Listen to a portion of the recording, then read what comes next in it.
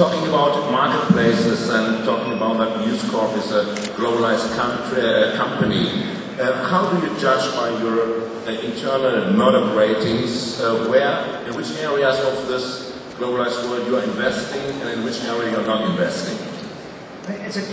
What are your preferred marketplaces? I think it depends on the business. I mean, for us, we try to distribute our programming on a global basis, so we like to have the National Geographic channel in lots and lots of markets, and we sell that to pay TV operators around the world. But when we dig in and we want to, say, create something like a Sky Italia or a Tata Sky in India, big operations with thousands of people in them, lots of investment in technology, lots of investment in local programming, lots and lots of investment, then you have to pick and choose much more carefully. And I guess for us, we really like markets, first of all, that have a bit of scale, that have transparency, that have some measure of regulatory certainty, so you're already ruling out quite a lot of places there, but also where you have real under-penetration or a real lack of the marketplace providing properly for customers. So we like India enormously. It's our biggest business in Asia. It's one of our biggest businesses now from a profit perspective globally. Our Indian business has been something we've been at for 20 years. But we also like Western Europe in ways. And we love Germany, for example, and Italy, and even the UK still, because actually they're still vastly under-penetrated. So there's still an enormous amount to play for with affluent families who are underserved by what they're getting from the marketplace. So if you look at investing in choice, investing in quality, investing in great storytelling, bringing that to families in a way that is simple to use and very, very good technology at a very, very fair price. I think those are universal values in our business, and where we look at something like in lots of Europe, where you've had a very closed broadcasting system with, either a strong state broadcaster and one or two commercial competitors around it, we think that's a great recipe for pushing in with something that's very focused on the customer, very focused on value, and very focused on really empowerment of the customer first and foremost, as opposed to talking down to them. So we choose carefully. We can only do so many. But when we look at Europe and Asia, I think the big jumps for us are our big businesses and investments in Western Europe, our Indian business, and you would like some more, but the transparency filter is one that's very, very hard. And in the media business, it's particularly difficult to be operating unfettered in a country like China or other parts of Southeast Asia. How do you value by management standards chances versus risks? What do you think? What kind of risks you would not take if going in a new market? Well, I think the big risk for us is what we'd like to do. I think we like to have success or failure be largely our own job, right? So we'll take the risk if we think we can perform, right? So we say if we're going to mess it up, maybe we can bet on ourselves to not mess it up too bad, right? But when you go into a place and you're depending on something that is totally exogenous to that, you're depending on some other factor, particularly when it comes to politicians and regulators, I think those are risks that become very scary, because that is a class of people that are remain a mystery to me. So what about Turkey? Turkey is a fascinating market. Well, you at Axel Springer, you have a big investment in Turkey, so you would know much more about it than I do. So for us, but is it an interesting marketplace for Murdoch as well?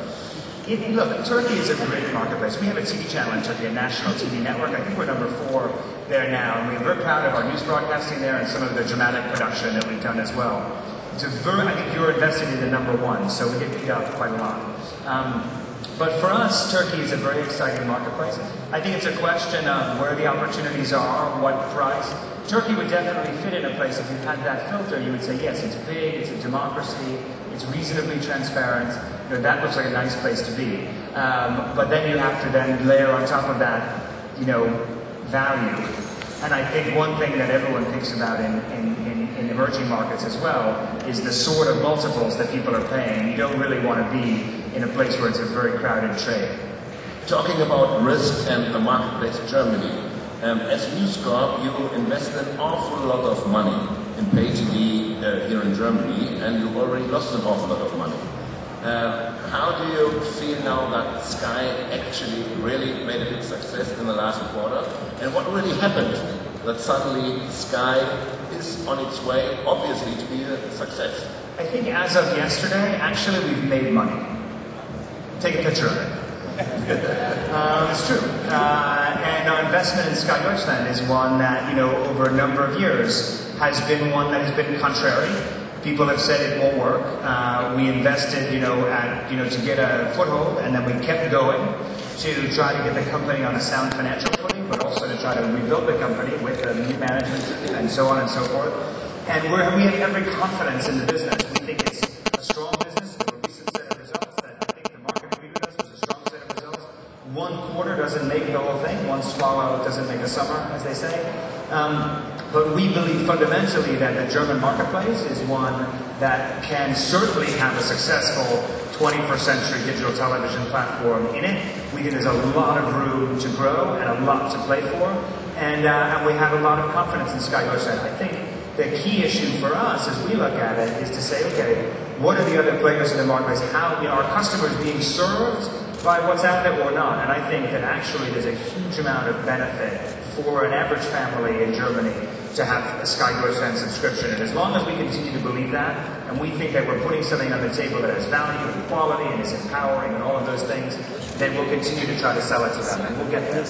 What can we expect from Sky here in Germany in the next months? More 3D, more HD. What are the next steps that is going to lead to more success? I think there's no question that what Sky Deutschland has done over the last number of months is really dial up its product product roadmap. And we've seen HD grow very fast. We've seen 3D introduced for the first time in the marketplace. The 3D product at home is fantastic, and I think people really respond to that for special events and certain movies and things like that. And I think you're going to see more of that. I think you're going to see more channels. I think we're going to see more HD. I do think the 3D proposition is attractive and will keep going. But ultimately, what we're really focused on is our customer satisfaction, right? Are our customers happy? Is churn going down? Are they saying that they value the product more, etc.? And when we look at all of those metrics, we can clearly see that Sky Deutschland is getting some traction with its customers, and they ultimately are our best ambassadors. The customers who have already bought it say, actually, you know what, this is a pretty good product. And we have to keep working on that and keep listening to them to continue to improve the product. How do you see the competition with the public TV sector? Not only that they compete, for example, in your case, for Bundesliga rights, but that they are doing more and more in our digital fields. And, they've got boundless possibilities regarding the 8 billion fees they can earn in Germany a year. I think there are a couple of different dimensions to competition when you establish a business like this. The first stage of a business like this is you compete with the traditional terrestrial broadcasters. You compete with the state broadcaster and the commercial broadcasters. And we went through this very much in the first part of this decade in the UK. And we're just coming out of it now in Italy, because we're at a big scale in Italy now with almost 5 million households. And in Germany, we're right in that phase where we're still really thinking about how do we get better content, how do we make sure we're differentiating, how do we deal with all those things. But the real next phase of competition, as the competitive set expands, is you really see, the big phone companies coming in, you see the big technology companies, etc. And that's where the competitive set really shifts. So I think the state broadcaster issue here is the same as it is anywhere. As a society, we have to think, what is appropriate for the state broadcaster, what is appropriate to subsidize in media, what is appropriate for the taxpayer to pay for with respect to new products and potentially crowding out innovation and crowding out other investment by the private sector. I'm not sure that's a big dynamic right now for Sky Deutschland, where at Sky Deutschland what we're really focused on is just making sure we can put a great package of programming together, both in natural history and sports and movies and entertainment, and package that in the most straightforward way possible. I think we're coming to that part, but we're not there yet. It was last year on the Monaco Media Forum that you declared officially the first rule of monetization. And I'd like to quote you, it goes like this. If you're going to monetize something online, you probably shouldn't give it away for free. Good idea. And you reacted. Actually, you put the Times online and Sunday Times online behind paywalls. What are your experience during these last 12 months with asking the people for paying money to get the Times and Sunday Times online?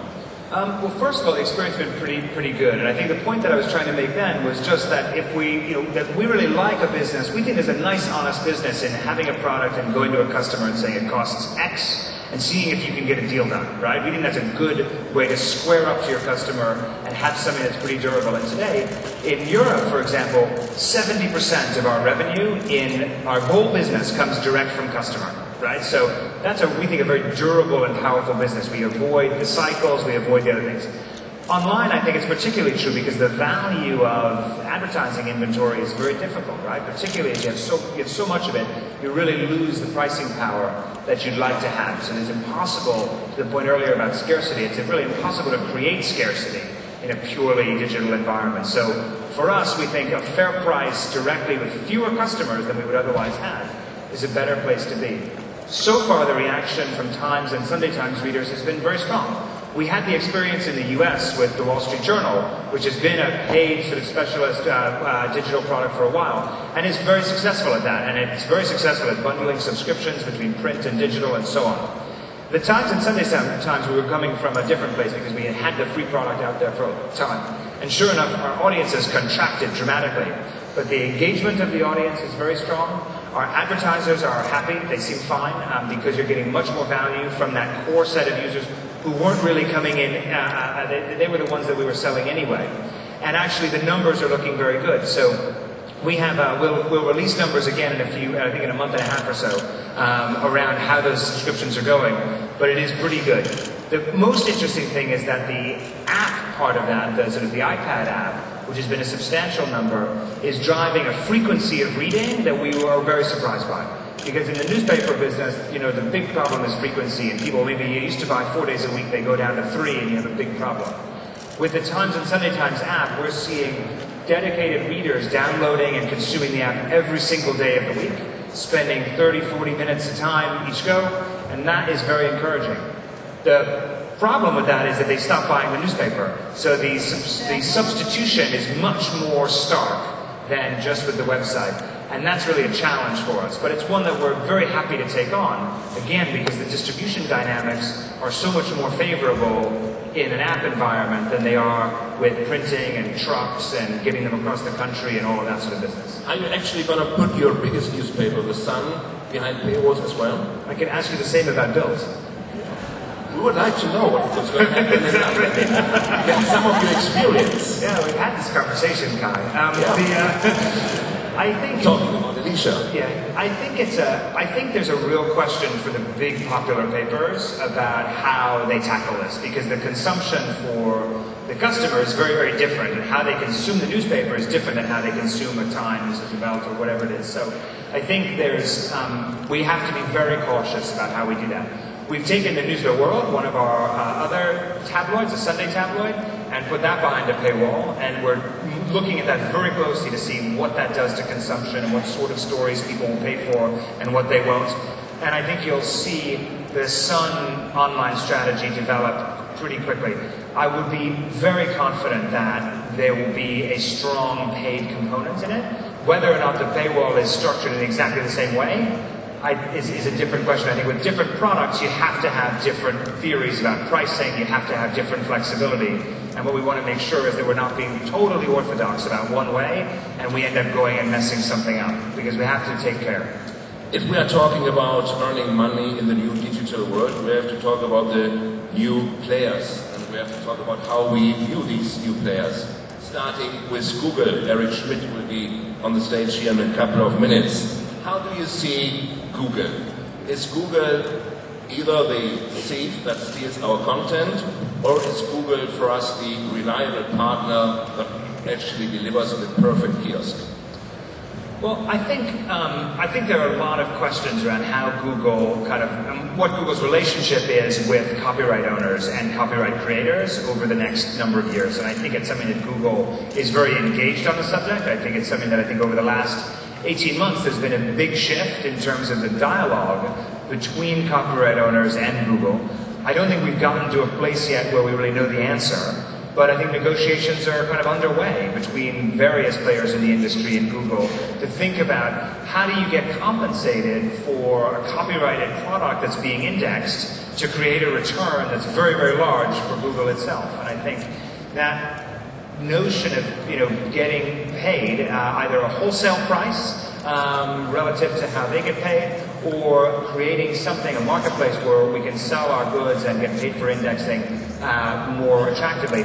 These are the things that are now on the table, whereas I think 18 months ago or 2 years ago, they weren't even on the table at all. And then people were saying, well, just be happy with getting all this traffic, you should say thank you. That's not the conversation today that's been going on, and I think today the conversation is much more constructive with newspaths and other things. But whether it comes to a good conclusion, I think is not sure yet. But I think from our perspective, we're very happy to try to work through different structures with Google and different ideas to say what's going to work. It may be that it doesn't work, and we have to just say, look, this just doesn't work. We're going to have to be much more assertive about the value of our copyright and the investment we make. But I think everyone in good faith is trying to get to a result before that has to happen in a big sort of blow-up way. I think the good news is there's enough out there between Apple and Google and other players where you do have really a competitive dynamic between different ideas about how this works, and I think that's something that's attractive. The fundamental thing is we need publishers, and that's online publishers as well as print publishers as well, to start to assert the value of their copyrights more in general. Because I think the more that do that, then the more sound the economic footing is going to be for people who want to invest in journalism in the first place. Because if you don't invest in journalism, and it's a very scary thing, if you don't invest in it, you don't have an incentive to invest in it, the only people who will be in the business are governments or oligarchs. And I think that's probably not a great outcome. Eric Schmidt is coming on the stage in a couple of minutes. Is there anything you wish from him he could grant us from here in public? Don't you have to talk to Larry now?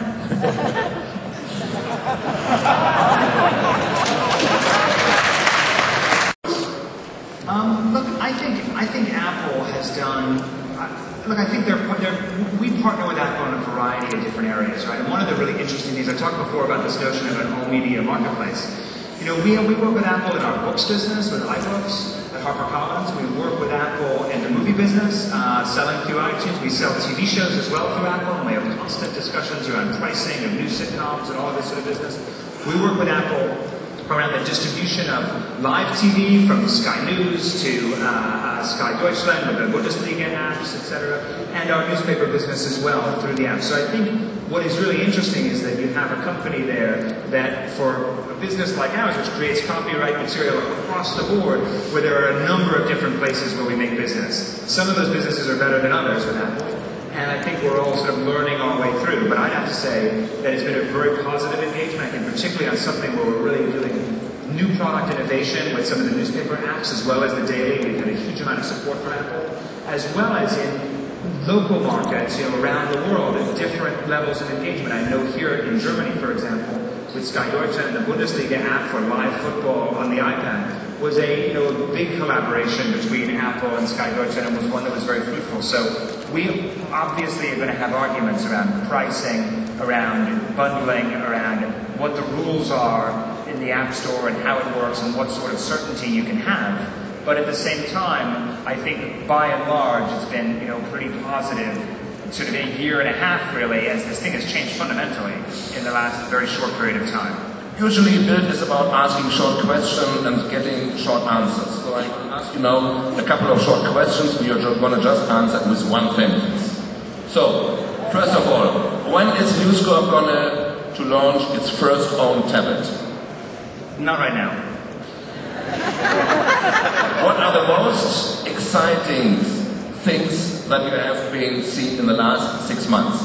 3 most exciting things. Oh, that's interesting. The 3 most exciting things I saw in the last 6 months. Well, golly, that's difficult. I think I actually think probably the most interesting, one of the most exciting things in the last 6 months, for me anyway, in our business, has been seeing how many of our customers are consuming our products across all these different things. It's really true, is that we see, I think it was something like 25% of the iPads in Germany have the Deutschland. This is a run-on sentence, but it's going to be okay. So I think the pace of uptake has accelerated dramatically, and that's very exciting. I think number 2, I'm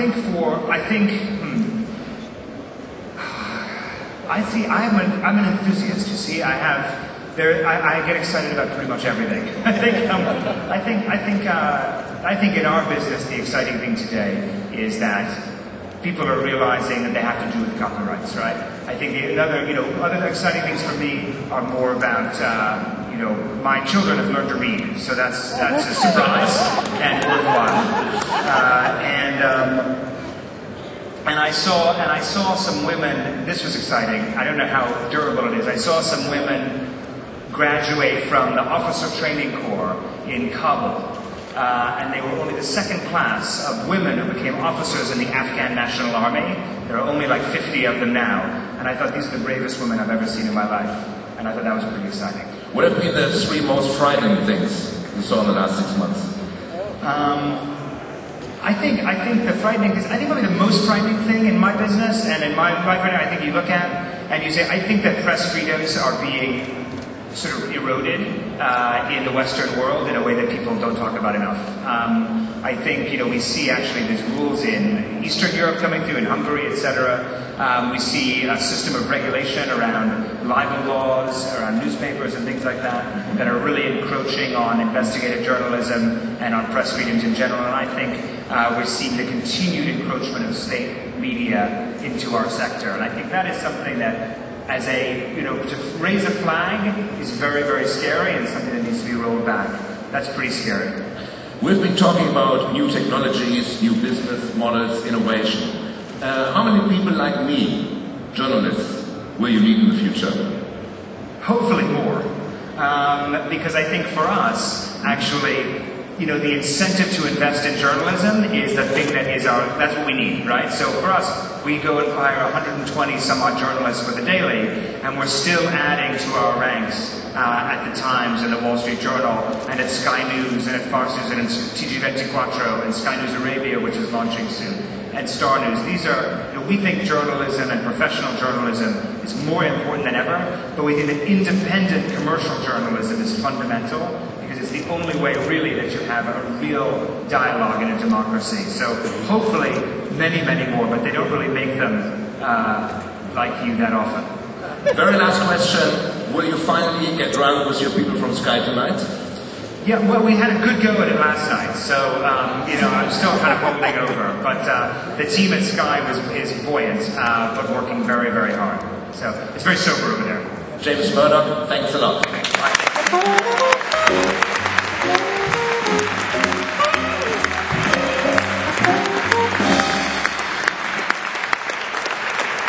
I'd like to introduce Juai, who actually flew here from New York, and Burda, who's the editor of the leading music magazine Musik Express. Welcome on stage.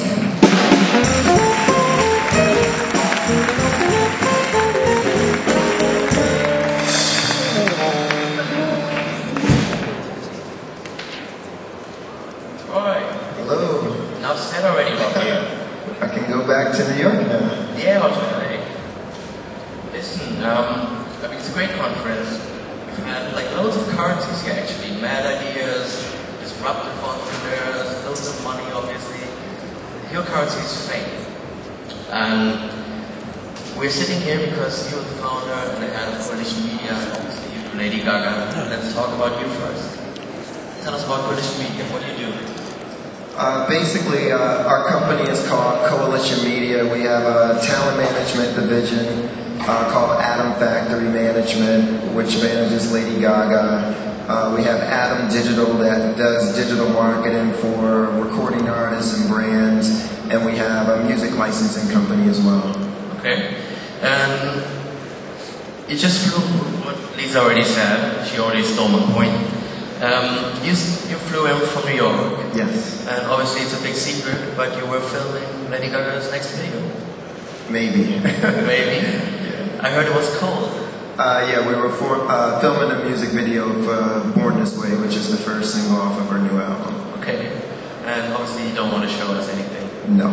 On the road anyway. But we don't look at it from a financial perspective as much as we do from touring as more of an artist development. You know, people, a lot live experience is what keeps a career alive. You know, when you can have an artist like an Elton John that can go out and perform classics, you know, and never have to do a new piece of material. You know, it's because he invested in the live experience. But I mean, the live experience of Gaga was incredible. I mean, as I said before, she only had one album plus some remixes, and she still managed to play in Berlin a 2-hour show. I mean, that's got to be a lot of work to get that kind of blowing into a real proportional show. Well, she refined her skill set, you know, and that's the problem with a lot of new artists. You know, it's about, let's put a single on the radio, sell a bunch of records, and make it about that. But, you know, prior to me even meeting her, you know, she had already built a following in New York, and, you know, and had been refining her act for a few years before we even had our first encounter. And she already had the Scheiße song, which was kind of premiered last week again at the Terry Mugler show in Paris. Yeah. I mean, how do you keep up with that speed? I mean, she probably calls you twice a day telling you, oh, I've got a new costume, oh, I've got a new song, oh, by the way, I've got the third album written already.